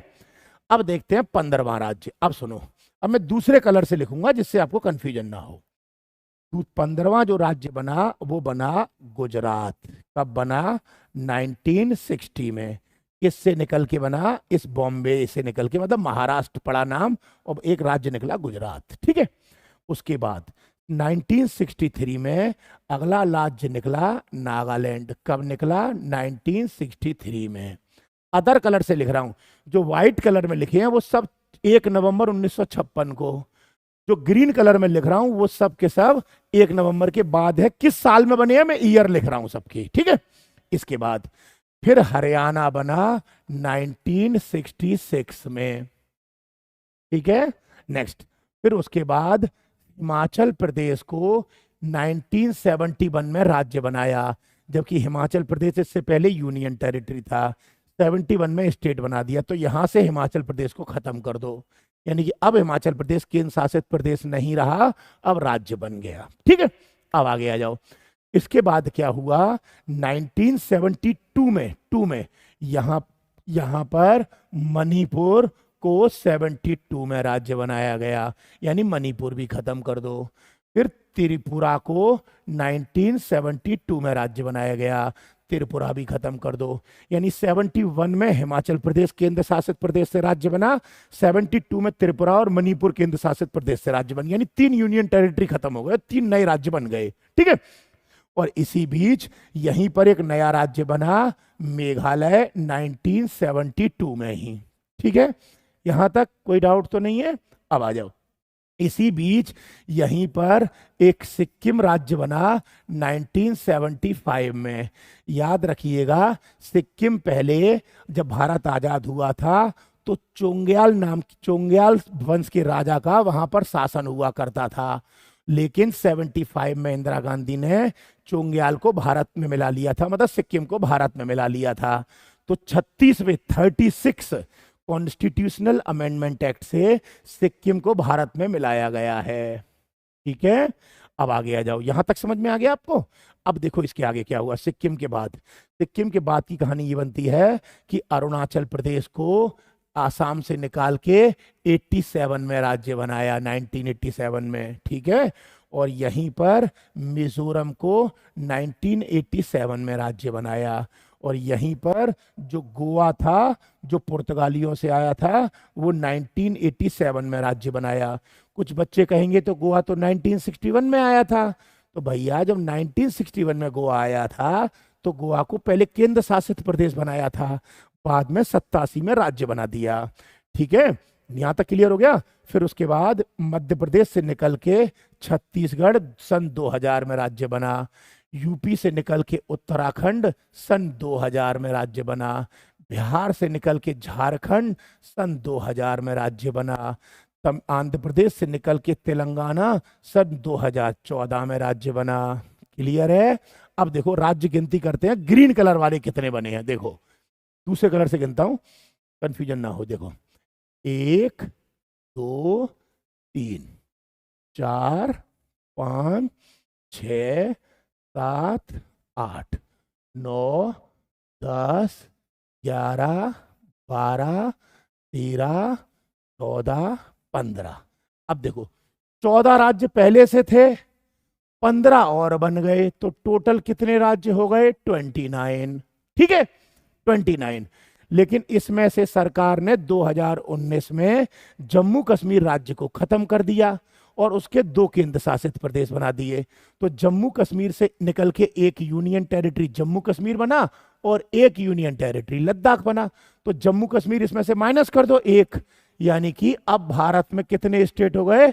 28 स्टेट, 28 राज्य। 29 में से 1 घटाओ तो कितने बचे?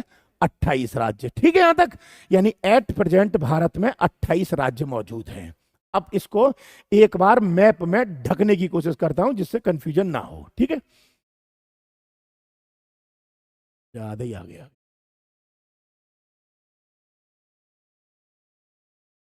बस।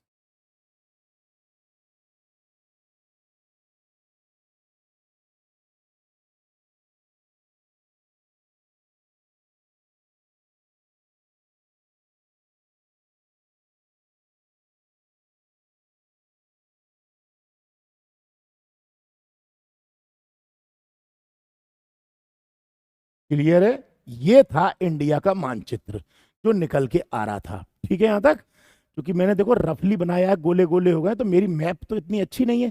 कॉन्सेप्ट देखो सही होगा बिल्कुल। आर्ट में थोड़ा मैं इतना विद्वान तो नहीं हूँ, आर्टिस्ट थोड़ी हूँ आपके सामने जो सही सही बना दूंगा। लेकिन हाँ, अब 29 राज्य आ गए। अब केंद्र शासित प्रदेश कौन से हैं तो सुनो।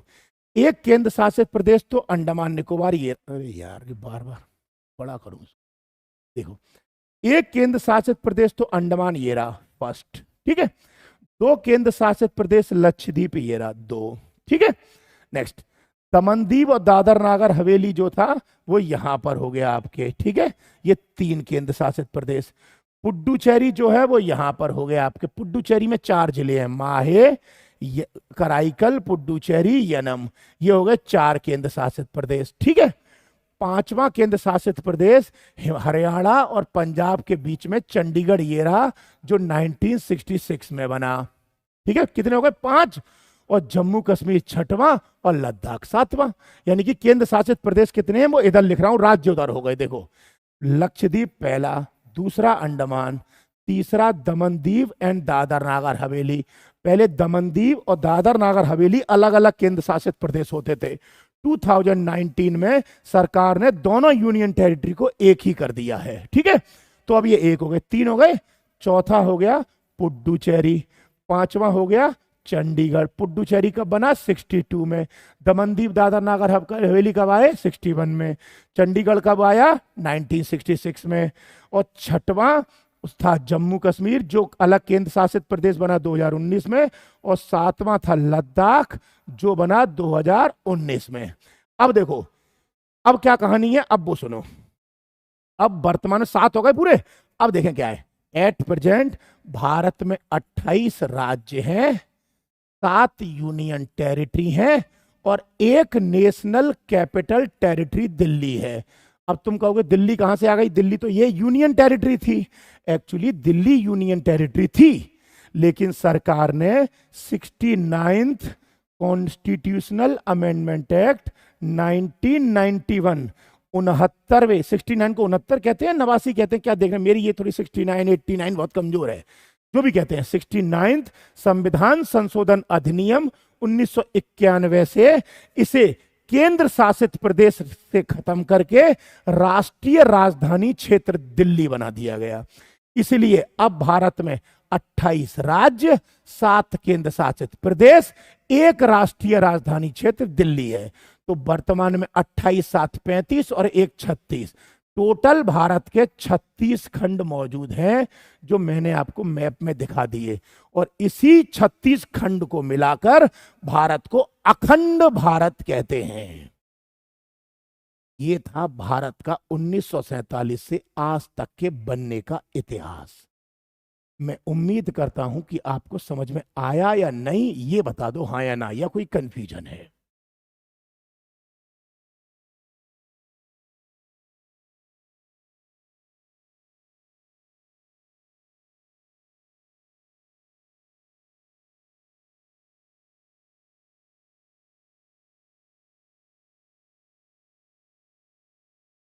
उड़ीसा कब बना? उड़ीसा भैया ये 1 नवंबर 1956 को ही बना था, लिखा है। बोला ना मैंने, जो व्हाइट कलर में है वो सब 1 नवंबर 1956 वाले हैं। समझ में आ गया आपको या कोई डाउट है?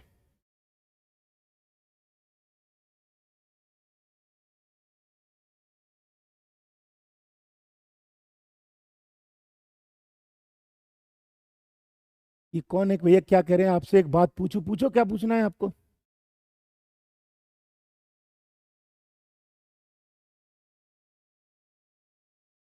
ये क्या पूछना है बताओ।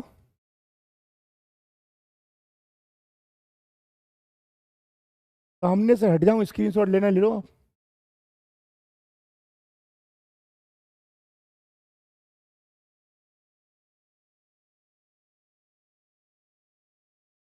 नहीं, ये तो खैर क्लास सेव कर दूंगा, नो डाउट, आप परेशान मत हो अभी तो।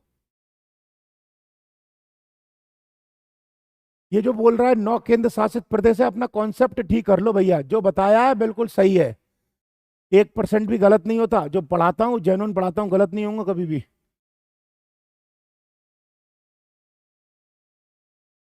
क्लियर हो गया? ठीक है, देखिए मैंने आपसे कहा था राज्य कैसे बनते थे, मैंने आपको बता दिया, ठीक है। अब मैं कल से फिर वही वाला पार्ट स्टार्ट करूंगा जो 1707 में औरंगजेब को मरते हुए छोड़ा था, क्योंकि वो बेचारा, उसकी डेड बॉडी को भी तो अंतिम संस्कार करना है ना औरंगजेब का। तो कल अपन औरंगजेब के बाद वाला हिस्सा करेंगे, क्योंकि नहीं तो डेड बॉडी खराब हो जाएगी उसकी, ज्यादा वेट करेंगे तो कल 1707 से लेके ब्रिटिश ने कैसे कैसे भारत में राज स्थापित किया और उसे कैसे भारत को आजादी मिली है, कल वाले पार्ट में मैं आपको बताऊंगा। क्लियर है? मैंने आज जो बता दिया है, आप सभी से मेरी विनम्र विनती है कि आप कृपया करके आप इसको प्रैक्टिस कर लेना। फिर बोल रहा हूं, आज शाम को कर लेना, कल सुबह कर लेना, और कल जब मैं क्लास शुरू करूं उससे पहले कर लेना। आपकी मैपिंग इतनी मजबूत हो जाएगी कि बाकी आपके पड़ोसी की नहीं होगी, क्योंकि ये कॉन्सेप्ट पूरे इंडिया में कोई समझा नहीं पाता। सबसे बड़ी बात। दूसरी बात, किताबों में सीक्वेंस में दे नहीं रखा ये। तुम किसी किताब में सर्च मारो, सीक्वेंस में दे रखा हो तो, और मैंने तुम्हें बिना किताब के रटा हुआ दिखाया है तुमको ये। इसलिए प्रैक्टिस कर लेना आप ये, और याद रखना, प्रैक्टिस से याद हो जाएगा आपको ये। हाँ, बाकी देखो, ये बच्चा कह रहा है कि सर ऑनलाइन ऑफलाइन में क्लास बेस्ट है। बताया ना भैया मैंने, ऑफलाइन क्लास का विकल्प नहीं होता कभी भी, लेकिन ऑनलाइन तो मजबूरी में लेते हैं। अब देखो, यही चीज एक सोचो, मैंने ऑनलाइन में आपको 1 सवा घंटे में करा दी, क्योंकि सिर्फ समझाया है, लिखवाया नहीं है, और मैंने पता भी नहीं किया कि आपकी परफॉर्मेंस कैसी है। जबकि ऑफलाइन में मेरे सामने अगर बैठे होते तो मैं आपकी परफॉर्मेंस चेक करता रहता टाइम टू टाइम, और फिर कहीं गड़बड़ करते तो मैं समझा भी देता आपको। और मुझे यही टॉपिक ऑफलाइन में कराने में कम से कम 1 घंटा और लगता। उससे क्या होता, वो टॉपिक वहीं का वहीं याद करा देता आपको पूरा, क्योंकि मैं आपसे फीडबैक लेता, आप मुझसे लेते, और आपके चेहरे को देख के मैं समझ जाता कि आपको समझ में आ रहा है या नहीं आ रहा। यहां पर तो मुझे समझ ही नहीं आ रहा कि आपको समझ में आ रहा है कि नहीं आ रहा है। ठीक है, फिर भी मैं अपनी तरफ से कोशिश कर रहा हूं अपने बेस्ट से बेस्ट देने की। ठीक है, बाकी कल मिलेंगे। 1707 पे औरंगजेब की डेड बॉडी पड़ी पड़ी सड़ रही है भैया, अभी कल मिलता हूं, ठीक है, इसी बात पर। तब तक के लिए धन्यवाद।